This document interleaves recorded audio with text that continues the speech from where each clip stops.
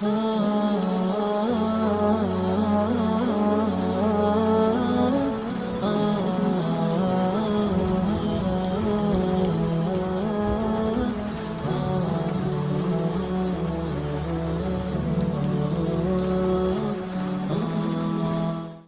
جس کتاب کا تعارف آپ کی خدمت میں پیش کر رہے ہیں وہ احمد ابن محمد ابن خالد ابن عبد الرحمن بن محمد بن علی برقی، یعنی احمد برقی ہاں، ان کی لکھی ہوئی کتاب المحاسن، کتاب المحاسن اساسی کتابوں میں شمار ہوتی ہے، اور احادیث کی کتاب ہے، ایک طریقے سے احادیث کا انسائکلوپیڈیا تھا، یعنی یہ پوری کتاب جو تھی وہ ایک طریقے سے احادیث کا کیا تھا، انسائکلوپیڈیا تھا۔ ان کی جو خاصیت ہے، یعنی جو مؤلف ہیں، ان مؤلف کی خاصیت یہ ہے کہ یہ 9 اور 10 امام جواد یعنی امام محمد تقی علیہ السلام اور امام علی النقی علیہ السلام، اللہم صلی علی محمد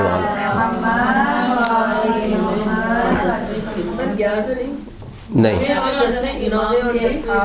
اصحاب میں ان کا شیخ طوسی قول کے مطابق، شیخ طوسی جو کہ جید عالم دین ہیں، وہ کہتے ہیں کہ اصحاب امام محمد تقی علیہ السلام اور اصحاب امام علی نقی علیہ السلام میں ان کا شمار ہوتا ہے۔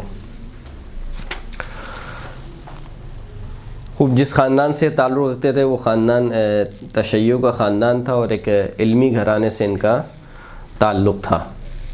ان کی جو وفات ہوئی ہے وہ یا تو 274 ہجری میں یا 280 ہجری میں ان کی وفات ہوئی ہے۔ خود جو یہ شخصیت ہے، یعنی احمد برقی کی جو خود شخصیت ہے، یہ انتہائی موثق اور معتبر شخصیت ہے، یعنی ثقہ راویوں میں سے ان کا شمار ہوتا ہے۔ لیکن ان کے اوپر جو ایک الزام کہہ لیں، یا جیسے کہنا چاہیے اگر ایک نقص ان کا جو بیان کیا جاتا ہے، وہ یہ کہ روایت کو بیان کرنے میں یہ اس بات کا خیال نہیں رکھتے تھے کہ آیا ضعیف شخص سے روایت لے رہے ہیں یا ثقہ شخص سے روایت لے رہے ہیں۔ یہ ان کے اوپر ایک طریقے سے ان کا ایک نقص بیان کیا گیا۔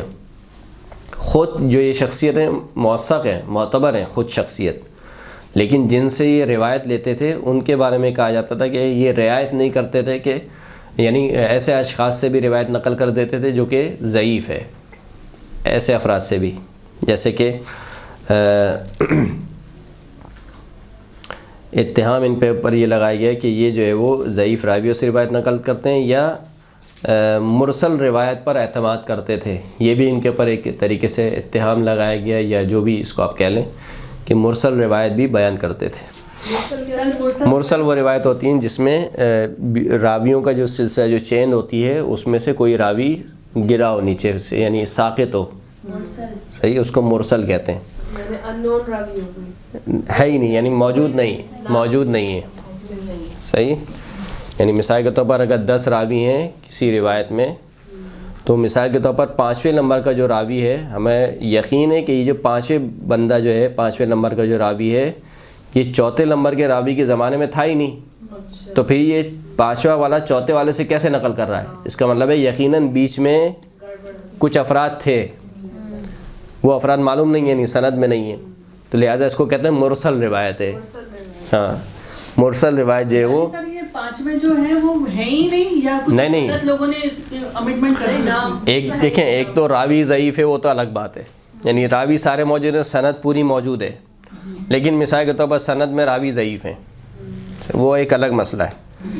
ایک مسئلہ یہ ہے کہ 4 5 6 افراد موجود ہیں سند میں، اس نے اس سے نقل کیا، اس نے اس سے نقل کیا، اس نے اس سے نقل کیا، لیکن ہمیں معلوم ہے کہ اس سلسلے میں مثال کے طور پر جو 4تھے نمبر کا راوی ہے، یہ 3رے نمبر کے راوی کے زمانے میں تھا ہی نہیں، تو یہ کیسے نقل کر سکتا ہے؟ یعنی ایک شخص جو یہاں پر ابھی موجود نہیں ہے اور وہ کہے کہ میں نے مولانا ہاشم سے سنا، تو کہیں گے بھائی تم تو موجود ہی نہیں تھے یہاں پر، تم نے کیسے سن لیا؟ تو اس کا مطلب ہے کہ یقیناً اس کے اور اس کے درمیان کچھ افراد ہیں گے جو کہ سند میں موجود نہیں ہیں۔ ایسی روایت کو کیا کہتے ہیں؟ مرسل روایت کہتے ہیں۔ جی، مرسل روایت جو ہے وہ ضعیف روایت شمار ہوتی ہے، جس کی سند متصل نہ ہو، مرسل کے مقابل میں جو ہے کیا ہے متصل یعنی بالکل اتصال ہے، راویوں کا سلسلہ بالکل جڑا ہوا ہے، سارے ثقہ صحیح راوی ہیں اور ان میں کوئی بھی ڈراپ نہیں ہوا کوئی بھی راوی، سارے راوی موجود ہیں۔ تو بہرحال ان پر یہ ایک ایلیگیشن ان کے پر یہ لگایا گیا کہ ایک تو ضعیف روایت افراد سے روایت نقل کرتے تھے یا مرسل روایات کو نقل کرتے تھے۔ ابن غزاری جن کا تذکرہ پچھلے درس میں بھی گزرا، جو کہ ہمارے شیعہ عالم ہیں، رجال کے بہت بڑے عالم ہیں، انہوں نے جو وہ رجال ابن غزاری ان کی کتاب ہے، انہوں نے کہا کہ جو قم کے افراد تھے انہوں نے ان پر یہ الزام لگایا کہ بھائی آپ جو ہے وہ روایت جب نقل کرتے ہیں تو رعایت نہیں کرتے ہیں کس سے نقل کرنی ہے، ضعیف افراد سے بھی آپ روایت کو نقل کر دیتے ہیں۔ یہاں تک کہ جو احمد ابن محمد ابن عیسیٰ عشری تھے، جو رئیس تھے، یعنی قمیوں کے رئیس تھے، یعنی ایک طریقے سے کہنا چاہیے کہ علماء میں سب سے بڑے عالم اہل قم میں، احمد ابن محمد ابن عیسیٰ، احمد ابن محمد ابن عیسیٰ عشری خاندان بہت مشہور خاندان ہے، کبھی موقع ملا تو آپ کی خدمت میں پیش کروں گا، جیسے کہ ہم نے زرارہ کے بارے میں پیش کیا تھا۔ زرارہ خاندان جس طریقے سے تشیع مکتب تشیع کا اساسی ترین خاندان تھا، اہل بیت سے جڑا ہوا خاندان، جس نے نہ صرف یہ کہ قربانی دی بلکہ اہل بیت کے علوم کو ہم تک پہنچایا۔ اسی طریقے سے یہ عشری خاندان ہے، یہ بھی مکتب تشیع کا ایک اساسی خاندان شمار ہوتا ہے، اہل قم ہے، قم میں رہنے والے۔ تو یہ جو تھے انہوں نے کہا کہ بھئی آپ جو ہے وہ قم سے باہر تشریف لے جائیے، یعنی کہا کہ آپ کیونکہ روایت نقل کرنے میں آپ رعایت نہیں کرتے ہیں، خیال نہیں رکھتے ہیں، لہذا آپ قم میں آپ نہیں رہیں، آپ باہر چلے جائیے۔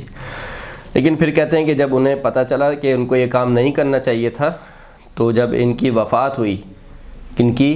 احمد برقی کی، جب احمد برقی کی وفات ہوئی تو اپنی اس غلطی کو سدھارنے کے لیے جو عیسیٰ عشری نے احمد ابن محمد عیسیٰ عشری نے جو کی تھی، اس غلطی کے جبران کے طور پر انہوں نے بحرینہ پا ہو کر اور بغیر امامہ ان کے جنازے میں شرکت کی۔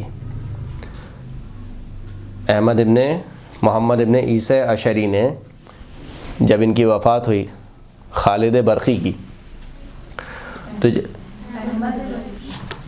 احمد نام محمد ہے، احمد ابن محمد ابن عیسیٰ عشری، احمد ابن محمد یا احمد عشری کر لیں آپ، چلیں۔ سر یہ احمد برقی کی جنازے میں جی تو سر اس سے کیا مطلب ہوا؟ اس سے مطلب یہ شمار ہوا کہ یعنی اگر یہ بغیر امامے کی شرکت کرنے سے کیا سمجھ میں آئی؟ شرکت یہ سمجھ میں آتی ہے کہ وہ انہوں نے ان کے حق میں گویا کوتاہی کی تھی، یہ ان کو قم سے باہر نکال لیا تھا۔ جب بعد میں ان کو پتہ چلا کہ نہیں یہ بزرگ شخصیتیں، عالم شخصیتیں، ان کو یہ کام نہیں کرنا چاہیے تھا، تو ان کی عظمت اور جلالت کو دکھانے کے لیے، شو کرنے کے لیے انہوں نے بحرینہ پا اور بغیر امامے کے شرکت کی، یہ دکھلانے کے لیے کہ جس شخص کا جنازہ اٹھایا یہ کوئی عام آدمی نہیں ہے۔ خوب ان کے ضعیف افراد کی روایت نقل کرنا مطلب یعنی ضعیف مثال کے طور پر میں کیا کہوں، یہ مثلا ابو ہریرہ سے روایت نقل کرنا مثال کے طور پر، ایسے افراد یعنی مکتب تشیع میں بھی ایسا نہیں کہ سارے دودھ کے دھلے ہوئے تھے، یعنی ایسے افراد موجود تھے جو اماموں سے روایت نقل کرتے تھے، وہ ضعیف تھے، یعنی یا ایسی بات نقل کرتے تھے جو امام نے نہیں کہی تھی۔ مثال کے طور پر جو نصیری پورا سلسلہ چلا ہے، ان کی حرکتیں یہی تھیں۔ سر جن کی شہرت بھی اچھی نہیں ہو، جی جن کی شہرت اچھی نہیں ضعیف ہے، یعنی کل ضعیف سے مراد یہ ہے یعنی معلوم ہے جھوٹ بولتا ہے، جی یعنی ایک بات امام نے نہیں کہی ہے لیکن وہ اپنی طرف یا اپنی طرف، یا اس کا عقیدہ درست نہیں ہے، مثلا نصیری ہے، معلوم ہے کہ نصیری ہے، یا مثلا واقفی ہے، توقف کیا ہے مثال کے طور پر چھٹے امام کی امامت تک، چھٹے امام تک امام مانتا تھا، پھر اس کے بعد ساتویں امام کو امام نہیں مانتا، مثال کے طور پر واقفی ہے، اور روایت جو نقل کر رہا ہے اپنے وقف کے بعد کی نقل کر رہا ہے، یعنی واقفی ہونے کے بعد روایت اگر کوئی نقل کر رہا ہے، مثلا کہتے ہیں کہ اس کا جو ہے وہ عقیدہ درست نہیں ہے، مذہب درست نہیں ہے۔ خوب برقی جو تھے جی، علامہ باقر مجلسی کے بارے میں بھی ہے کہ بہار میں کچھ ان کی روایتیں ہیں جو صحیح نہیں ہیں، مستند نہیں ہیں، وہ ہر جو کافی میں بھی موجود ہیں، وہ تو صرف بہار کی بات تھوڑی ہے، نہیں آپ کی معتبر ترین اس وقت جو کتاب ہے وہ اصول کافی ہے، صحیح، اصول کافی و فروع کافی. تو ایک مرتبہ روایت کوئی شخص یہ کہہ کر روایت نقل کرے کہ میں نے ان میں ساری صحیح روایت کو نقل کیا ہے اور پھر اس میں ضعیف روایت پائے جائیں تو یہ طعن ہے، یعنی یہ غلط کام ہے. لیکن ایک مرتبہ پہلے سے ایک شخص کہہ دے کہ میں صرف روایت کی جمعآوری کر رہا ہوں، یعنی مجھے جو روایتیں مل رہی ہیں میں ان کی جمعآوری کر رہا ہوں، اس میں سے صحیح کیا ہے غلط کیا ہے، صرف میں نے صحیح کو جمع نہیں کیا ہے ان روایتوں میں اس کتاب میں، بلکہ صحیح اور ضعیف دونوں کو جمع کیا ہے. تو پہلے سے اس نے ادعا نہیں کیا اس بات کا، سب جمع کرنی ہے. تو یہ جو ہے وہ اس طعن اور تشنیع کا سبب نہیں بنے گا کہ آپ کہیں کہ اس نے جو مثال کے طور پر، کیونکہ میں نے پچھلے بھی کسی درس میں عرض کی تھا آپ کی خدمت میں کہ تشیع جس دور سے گزری ہے اس دور کے بعد اتنی احادیث کا جمع ہو جانا بھی یہ کسی معجزے سے کم نہیں ہے. کتنے کتاب خانے جلا دیے گئے، کتنے مثال کے طور پر تقیہ میں گزرے، عباسی دور میں کس قدر تقیہ تھا، اس سے پہلے بنو امیہ کا دور، وہ پورا تقیہ کا دور گزرا. تو ایسے میں اگر آج کا ایک طالب علم بڑے آسانی سے کہہ دیتا ہے کہ ہم صلی اللہ باقر مجلسی نے یہ کیا فلاں کیا، بھائی آپ دیکھیں بھی تو صحیح کہ اس نے کیا کام کیا ہے. اس کا کام یہ تھا کہ کہیں سے بھی کسی چیز کو جمع کر لینا. ابھی تو صرف جمعآوری کا کام تھا، جب ایک چیز جمع ہوگی تو پھر اس میں پیوریفائی ہوگا نا، اس کا یعنی اس پروسیس سے گزرے گا. جب ایک چیز آپ کے پاس ہوگی نہیں تو آپ اس کو کیا کریں گے، کچھ بھی نہیں کر سکتے آپ.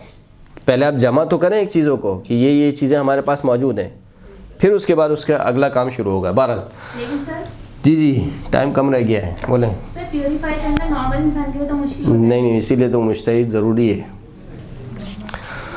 خوب ان کے جو ہے وہ اکثر بہت سارے اساتذہ تھے، یعنی مشائخ سے تعبیر کیا جاتا ہے. مشائخ یعنی حدیث میں، علم حدیث میں جو استاد ہوتا ہے اس کو شیخ بولتے ہیں، یعنی اس نے جس سے حدیثیں سنی ہوتی ہیں، صحیح ہے، اس کو کہتے ہیں شیخ. تو برقی کے جو خالد برقی کے بہت سارے جو ہے وہ مشائخ تھے. ان مشائخ میں مثلا ابن ابی عمیر کے جو کہ اصحاب اجماع میں ان کا شمار ہوتا ہے. اصحاب اجماع کیا ہے، یہ وہ درس سن لیے گا آپ زرارہ والا، اس میں ہم نے بیان کیا ہے اصحاب اجماع کا.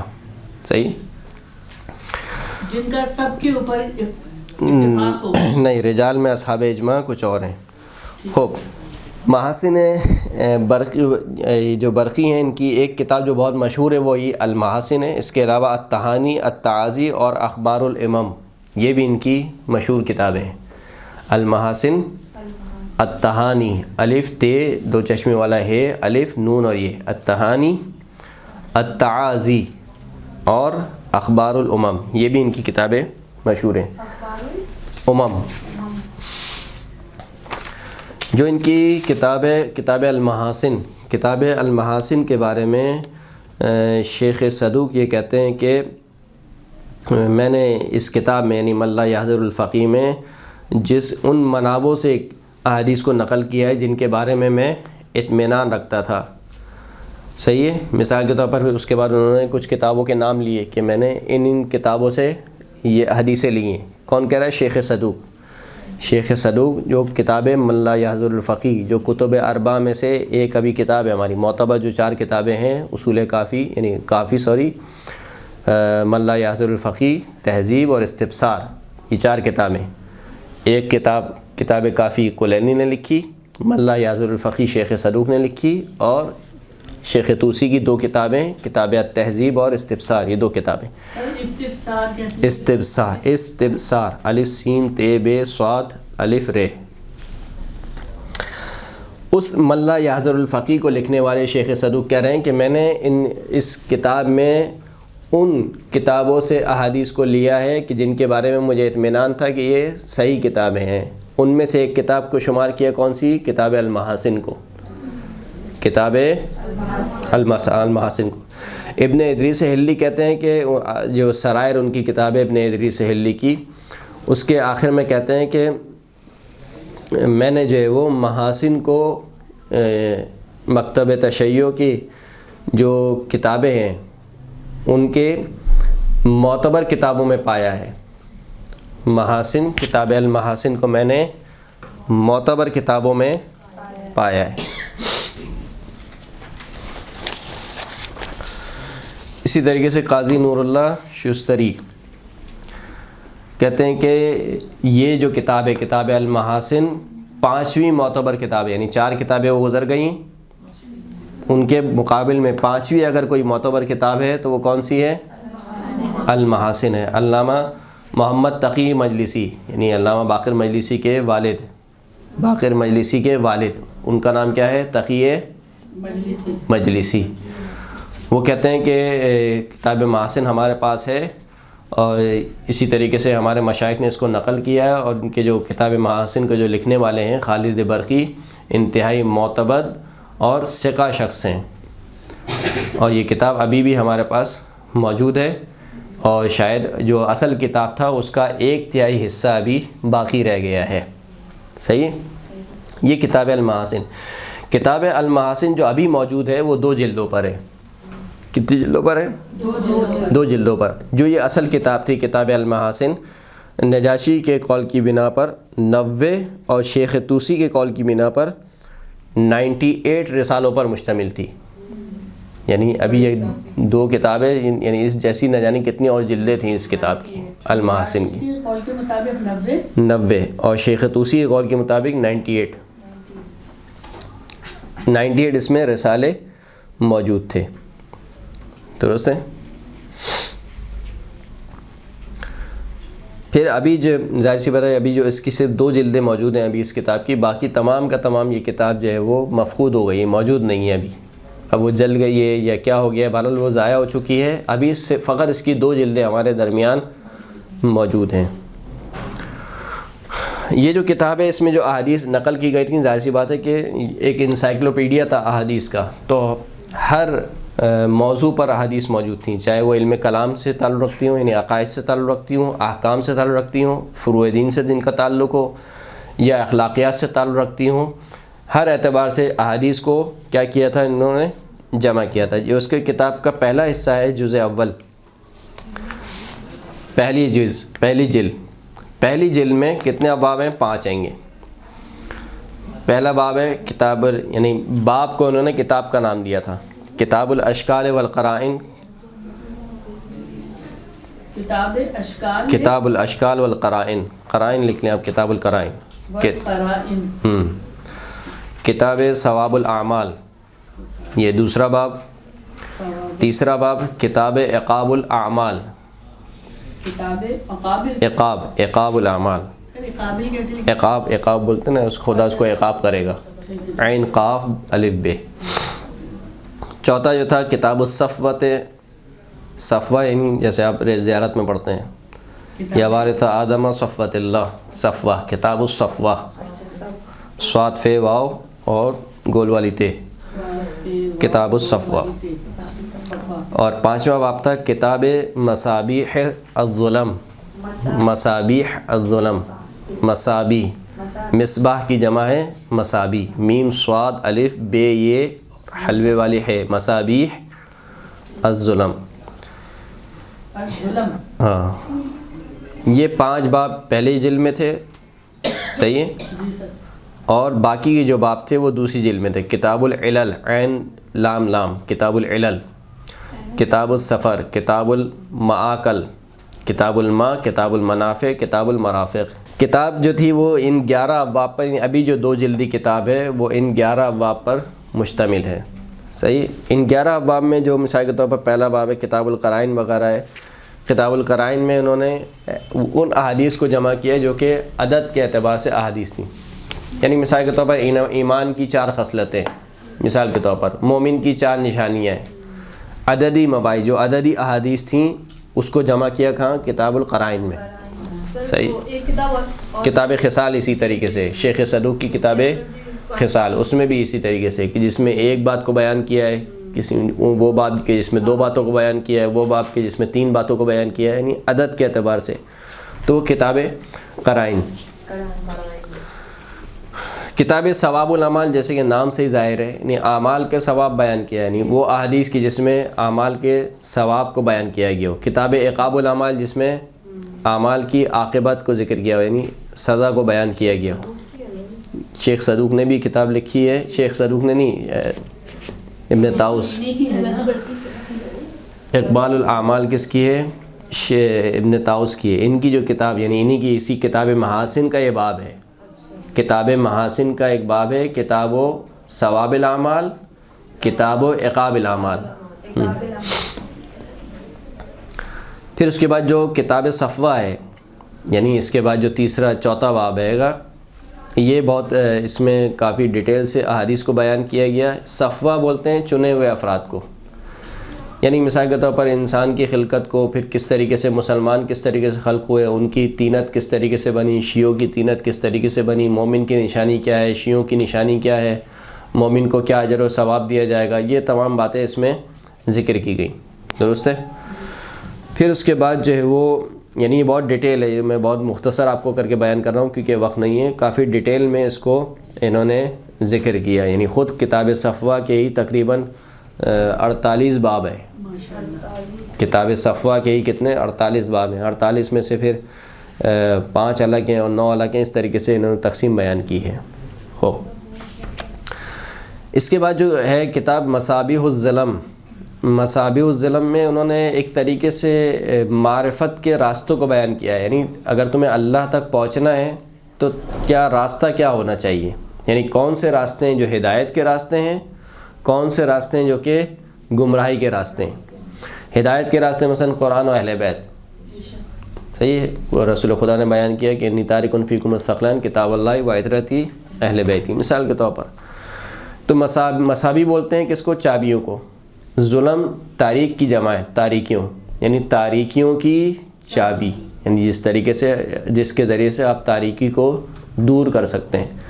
تو معرفت کے راستے یہ بیان ہوئے، اور اس کے ساتھ ہی انہوں نے ان راستوں کو بھی بیان کیا کہ جو کہ غلط راستے ہیں، جن کے ذریعے سے معرفت ممکن نہیں ہے۔ مثال کے طور پر قیاس کی نفی کی گئی، بدعت کو بیان کیا ہے کہ جو شخص بھی بدعت ایجاد کرے دین میں اس کا عقاب کیا ہے، اور دوسرے اسی طریقے سے ابواب بیان ہوئے۔ پھر اس کے بعد جو ہے وہ جو دوسرے ابواب ہیں گے، یعنی دوسری جلد میں جو کتاب علل اور کتاب سفر، کتاب ماکل وغیرہ، یہ اس میں کچھ اخلاقی مباحث کو ذکر کیا ہے، مثلا کھانے کے آداب، پینے کے آداب، مثال کے طور پر کیا چیز کھانا حلال ہے، کیا چیز پینا حلال ہے، کیا چیز پینا حلال نہیں ہے، یعنی اخلاقیات کو اور احکامات کو جس میں ذکر کیا ہے۔ تو یہ ایک طریقے سے خاکہ ہے اس کتاب المحاسن کا، وہ کتاب المحاسن جو ابھی ہمارے پاس موجود ہے 2 جلدی، جبکہ اس سے کہیں زیادہ یہ کتاب موجود تھی جو کہ ضائع ہو چکی ہے۔ صلوات پڑھیں محمد و آل محمد۔